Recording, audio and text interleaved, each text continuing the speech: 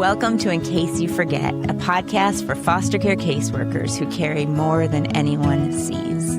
If this work feels heavy and follows you home, this is a space to process, reflect, and remember why you said yes. I'm Jamie Cabe. And I'm Jamie Finn. We're so glad you're here. Today, we are so excited to introduce you to Angie Lunow. Angie has spent over 20 years serving Carver County, Minnesota, primarily licensing adult and child foster homes. She considers it a privilege to work alongside individuals and families whose compassion drives them to care for others in meaningful ways. Outside of work, Angie is a devoted wife of 23 years and a proud mom to 2 active high schoolers, and she is often found cheering them on from the sidelines. Oh, how I understand this. Angie, I'm really excited to have you on today, and I do want to let our listeners know that Jamie Finn could not join us today, so we're going to miss her today. But I want to let our listeners know that today's episode, we're going to really be talking about intentional collaboration among team members in the agency and how that can really strengthen teamwork, reduce emotional strain, and ultimately help you, our caseworkers, show up more fully for the kids that you serve. Angie, welcome to the show. Thanks for being here. Thank you for having me. Yeah, I'm so happy to have you. And I know that your department has a strong culture of teamwork. And I would just love for you to set the stage of maybe paint a picture for us of what does that look like in the everyday? Yeah. Carver County is, I think, very unique in the way that teamwork occurs really on a daily basis. It is something that I see our entire child and family department communicating regularly through in-person and email and through virtual meetings. It is something where the teamwork that I see most beneficial is when caseworkers put out a request for help. It's not always easy for people to ask for help, and it is something that I think takes a little bit of time for people to adapt to and learn. And I say it's unique because there's not many agencies where people feel that they can lean on each other for support. But within the Child and Family Department at Carver County, people do it, like I said, daily. A lot of times this looks like communication through email, and somebody will put a request out saying, I've got somebody that needs a ride. Somebody needs transportation. Somebody maybe needs help watching some children while a family is in court or they're meeting as adults. There might be a need for some help with required paperwork that needs to be completed because there's timelines associated and it sometimes just gets to be a lot. And when those requests come through, they usually come through email, like I said, and it almost never fails. Somebody will step up and say, I got you. I'll take that. I can do that. And I just think that's really neat that we've got people that are willing to say yes, but also the fact that people will ask for help too and notice where their capacity is at and when they need to ask for help to be able to continue to do the good work that they do. Mm-hmm. How do you think that has been built, that culture?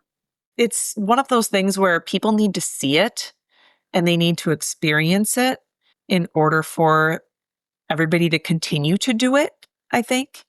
So people that come in and they see it happen, that's when they see their ability to say, maybe I could have done that one. I'm going to do it next time.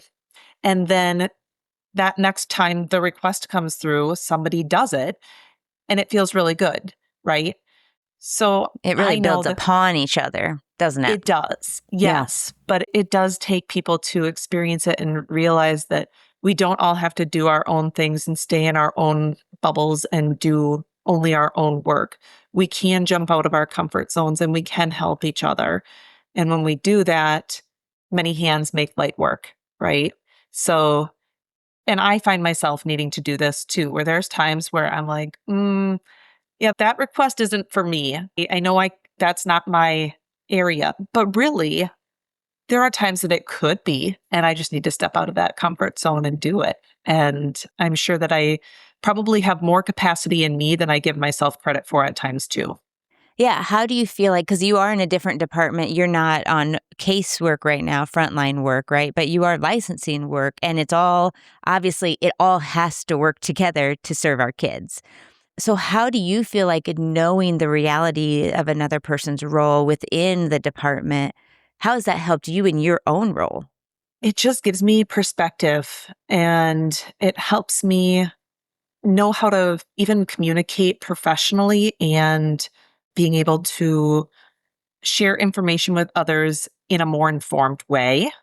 So if I gain that perspective and understand a little bit more outside of my own little bubble, then I'm able to explain those things to the foster parents that I work with and explain things to the older youth. We have older youth that come into care and they've got questions. And if I gain that outside perspective and I expand on my knowledge base, I can then share with others also.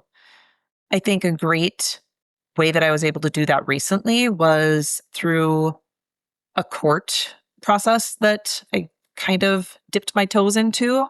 There was a morning I came in to the office and a coworker said, "Hey, we're having a hearing with this family this morning. Do you want to join?"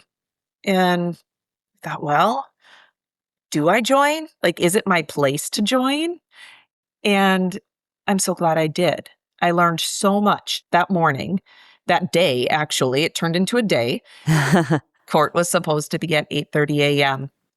And I went because I wanted to learn a little bit more, see a little bit more from different perspectives of the caseworker, the family that was going to be there. And I knew that this family had quite a few children in it that were going to be age 10 and older. And in Minnesota, age 10 and older is invited to attend court. Oh, interesting.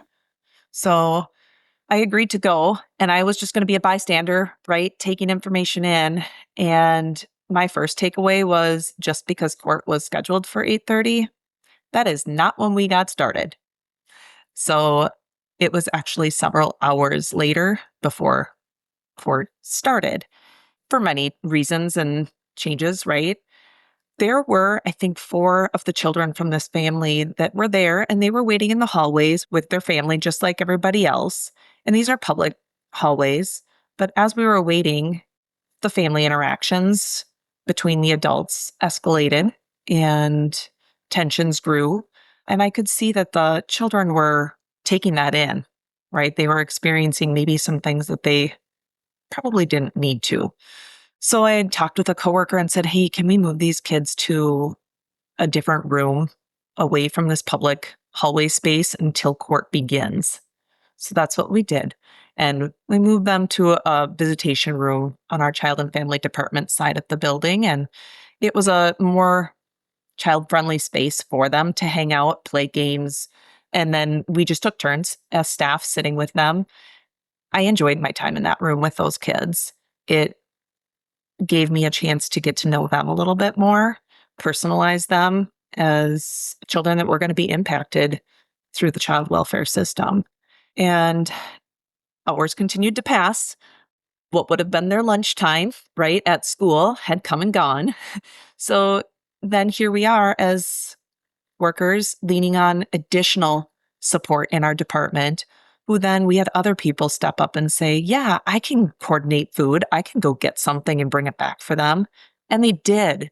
And it's with like no hesitation that the entire department just kind of jumps in. And these are the kinds of things that happen on a regular basis that one person can't do on their own. They Right. really do need to lean on other people to help Yeah. make it all happen. There's a couple things that come to mind as you say that.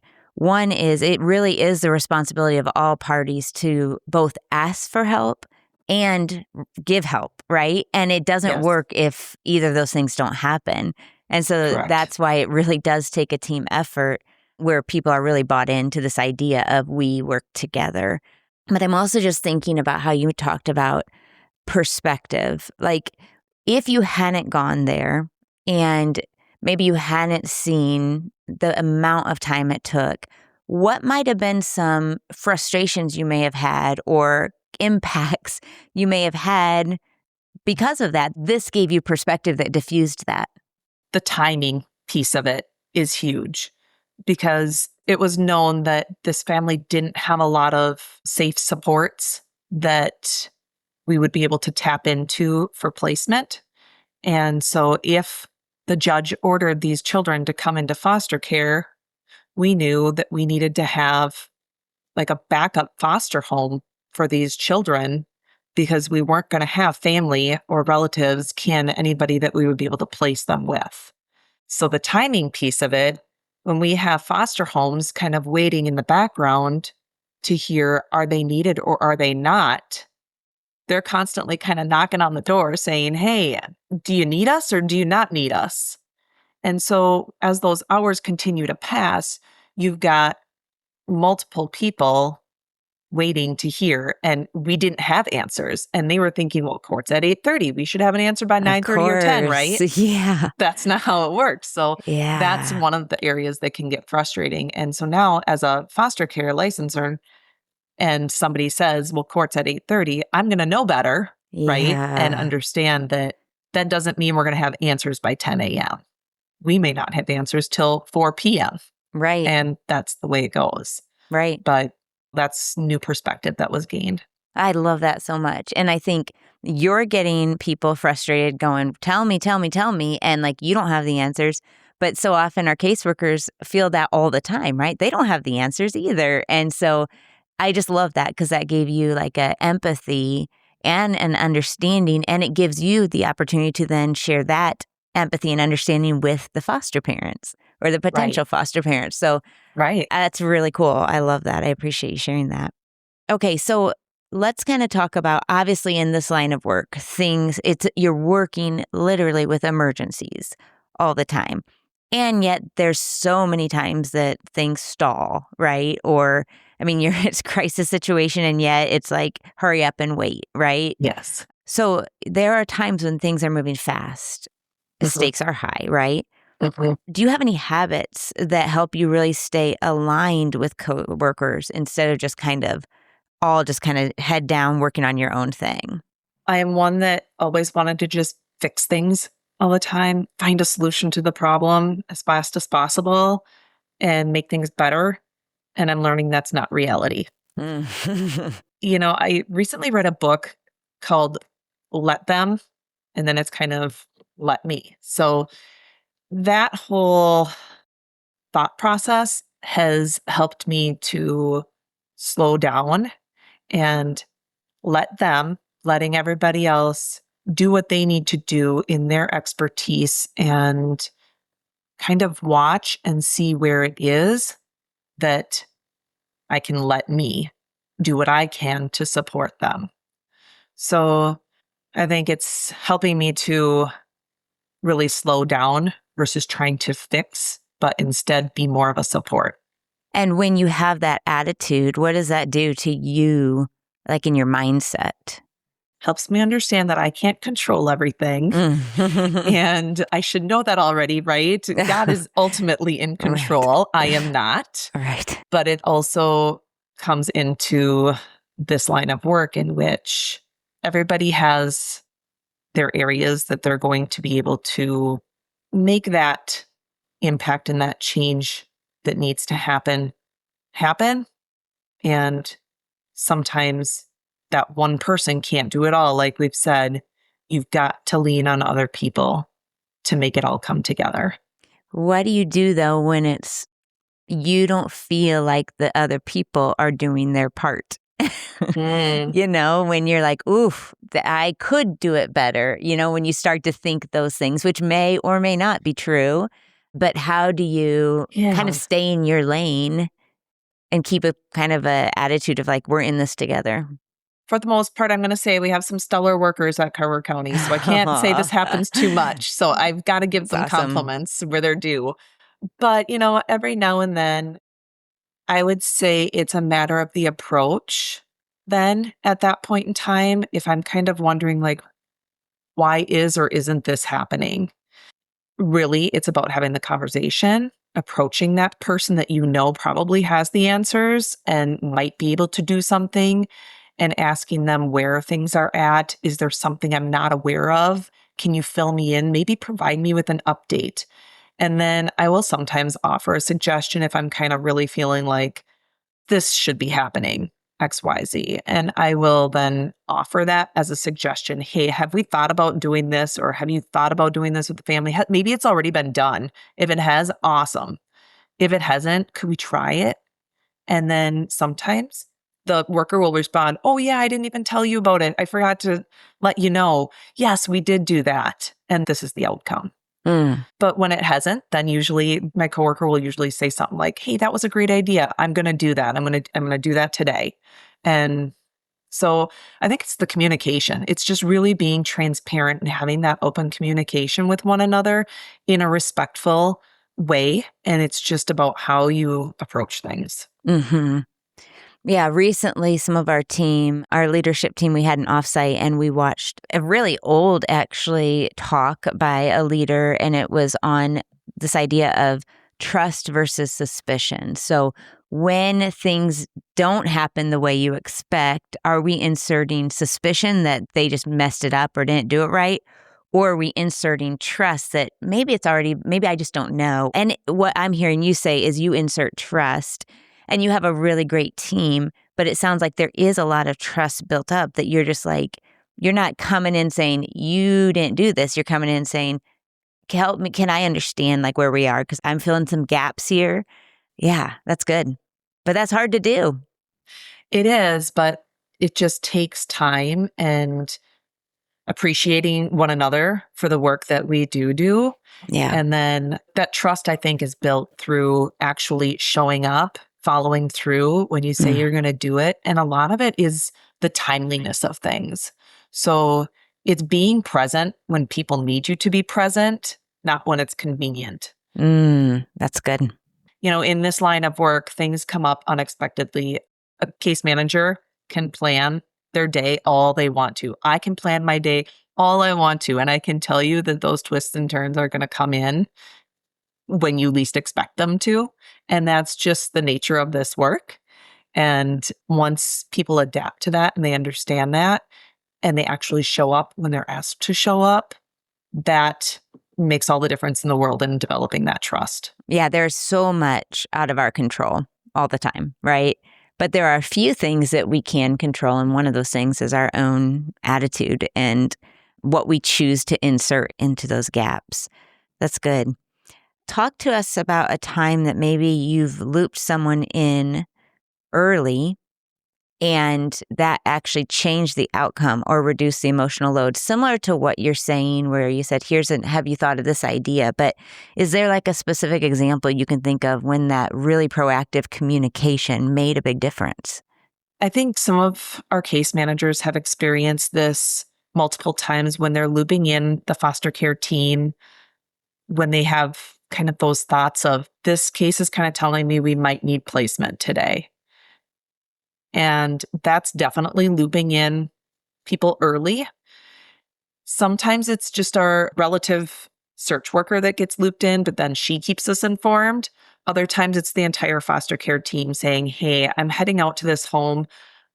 I'm not seeing much of a network that's built around this family. So we might need a foster home. Can you start looking and have something maybe as a backup or on standby?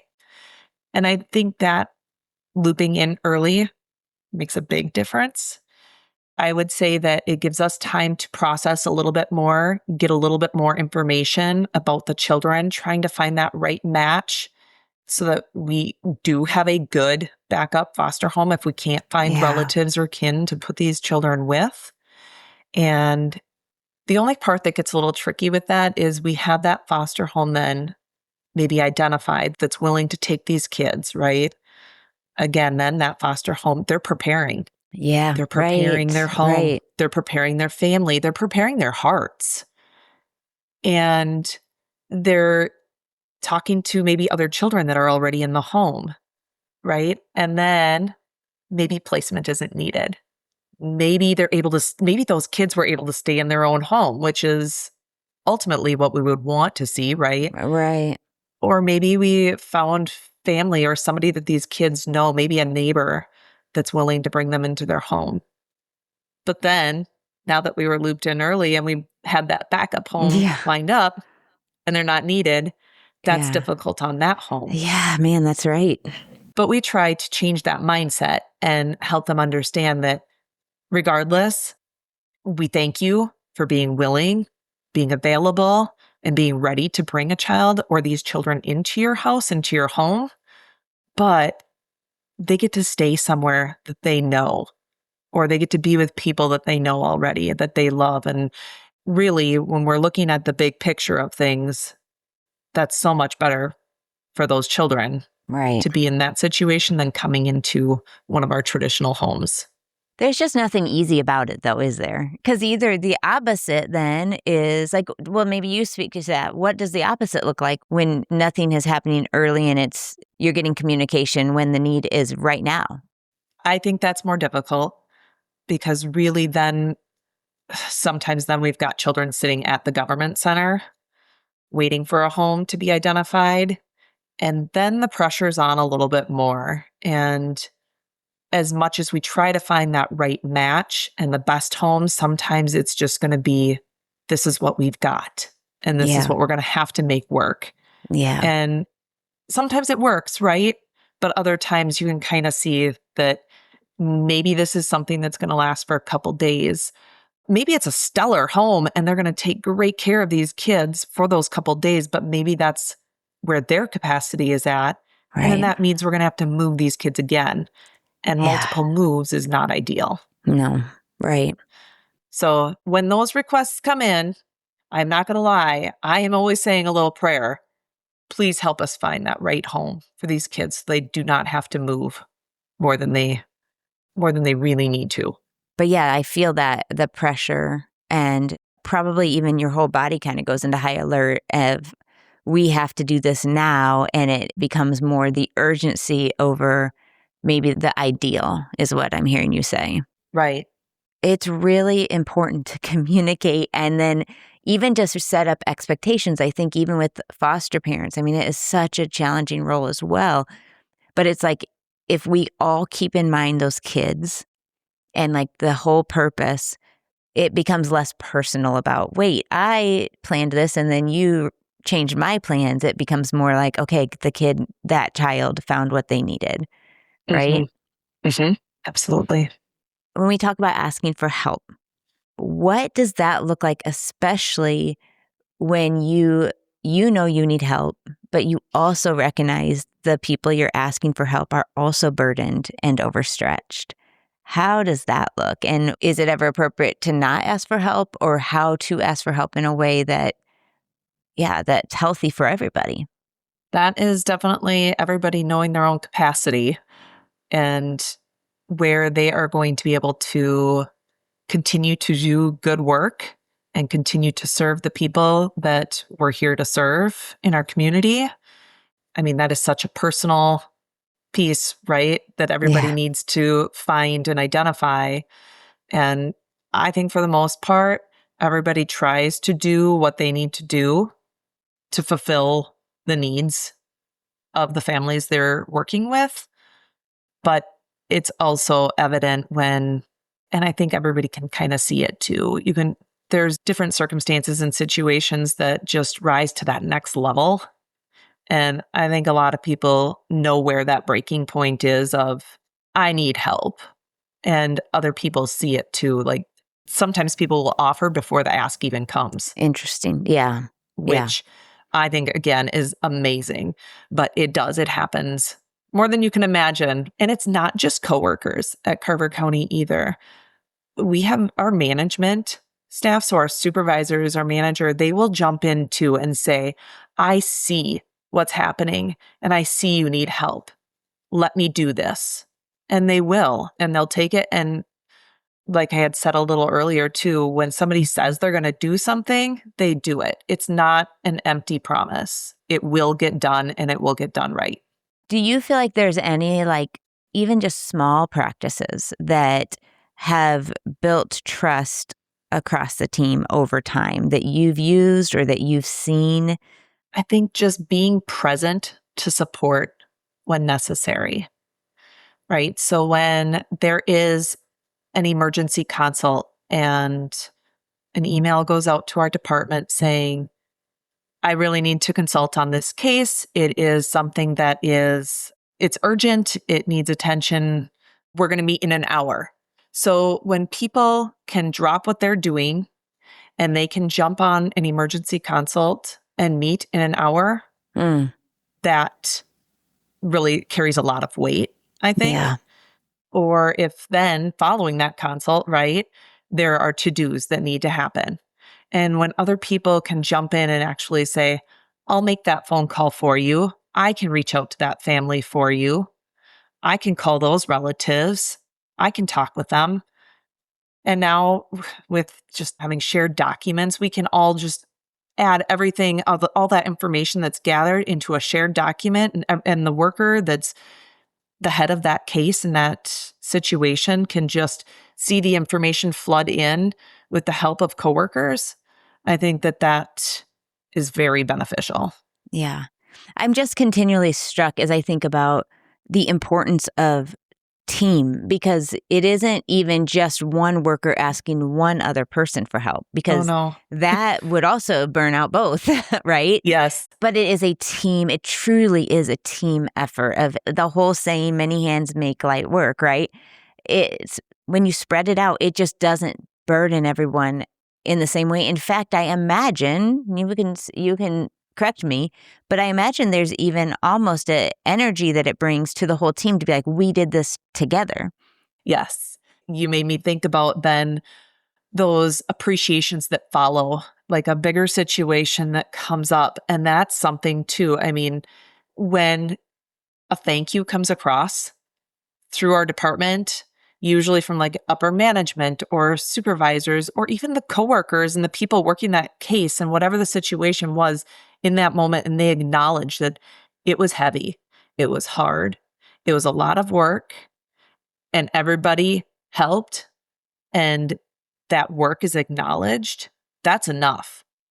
Now, I'm not going to lie, the ice cream cakes and the donuts and all of those things too, right? That's nice, and it's very kind and appreciated when those come in the next day. But it's the words that mean the most, and it's recognized, and people are given that grace when things do get hard and maybe something's missed or maybe somebody wasn't in the best place in the moment. But people offer that grace to understand that it is hard and what we can do to be better next time. I'm thinking right now of caseworkers listening who are like, man, that is not the case in my agency. Mm-hmm. And I wish it were. And is there anything that they can do right now to help start something like that, or to make an impact in a way that starts this process of like, how could we build a collaborative environment? I firmly believe in transparency and strong communication. I think you have to communicate what your need is.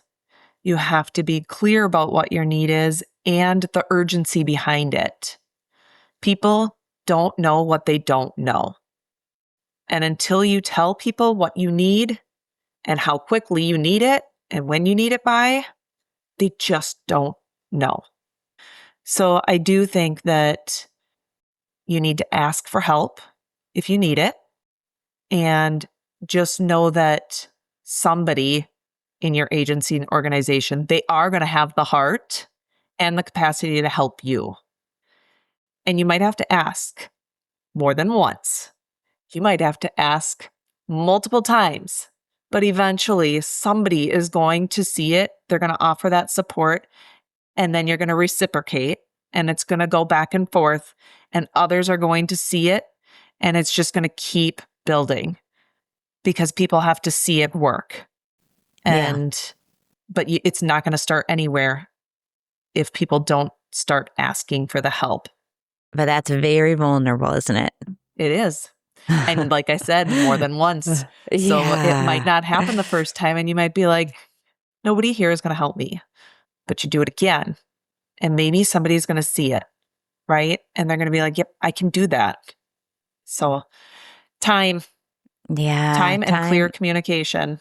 hmm One other thought I just had as you were talking is maybe even having, I know it's hard when you're already nearing burnout, if you're in that situation, but if there's, if you can also have an eye out for those around you to see if are there ways you can help as well, I love that. offering help. Yes, I love that. Yes. And that is something I alluded to earlier, but yeah, you're right. Offer the help first. You're right. And then others might catch on to that.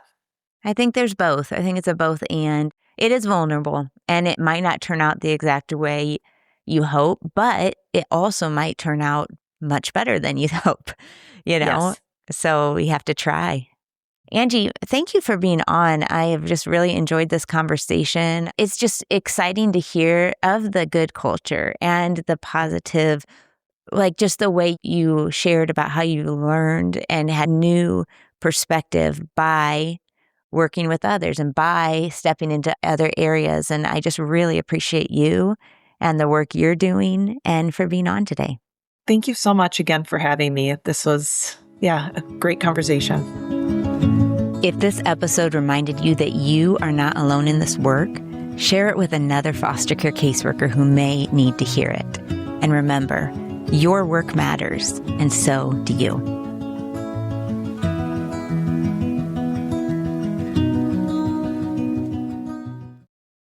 This podcast was edited and produced by Resonate Recordings.